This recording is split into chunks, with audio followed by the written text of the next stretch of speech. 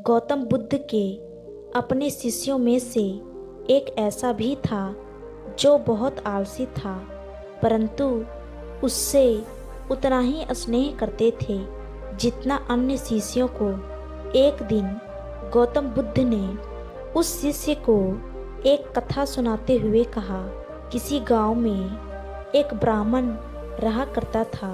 वह बहुत ही अच्छा इंसान था, लेकिन उसके अंदर एक बहुत ही खराब आदत थी, काम को टालने की।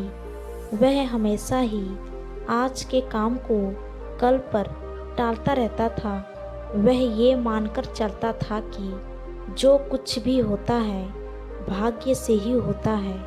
वह बड़ा ही आलसी और कामचोर था। एक दिन एक साधु उसके घर आया। ब्राह्मण और उसकी घरवाली ने उसका खूब आदर सत्कार किया। साधु ने चलते समय खुश होकर ब्राह्मण से कहा, तुम बहुत गरीब हो, लो मैं तुम्हें पारस पत्थर देता हूँ। 7 दिन के बाद मैं आऊँगा और इसे ले जाऊँगा। इस बीच तुम जितना सोना बनाना चाहते हो बना लेना। ब्राह्मण ने पत्थर ले लिया। साधु चला गया।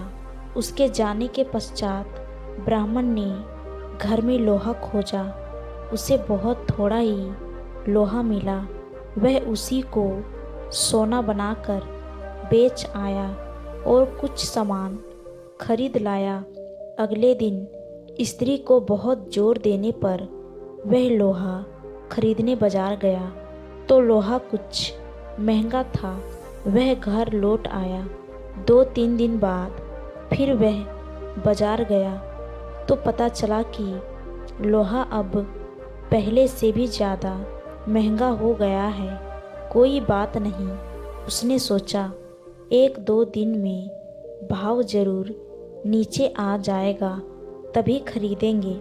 किंतु लोहा सस्ता नहीं हुआ और दिन बीतते गए। 8वें दिन साधु आया और उसने अपना पत्थर मांगा तो ब्राह्मण ने कहा, महाराज, मेरा तो सारा समय यूं ही निकल गया। अभी तो मैंने कुछ भी सोना नहीं बना पाया। आप कृपया करके इस पत्थर को कुछ दिन मेरे पास और छोड़ दीजिए। लेकिन साधु राजी नहीं हुआ।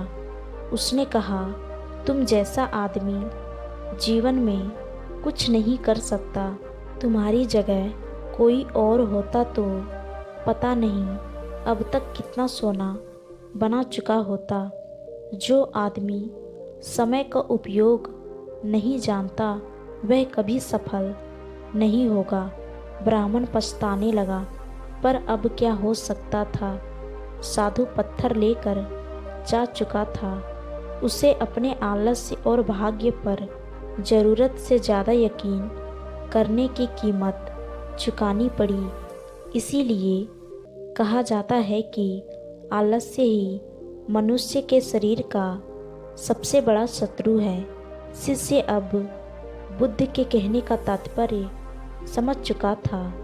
उसने कसम खाई कि वह आज के बाद आलस्य को त्याग देगा।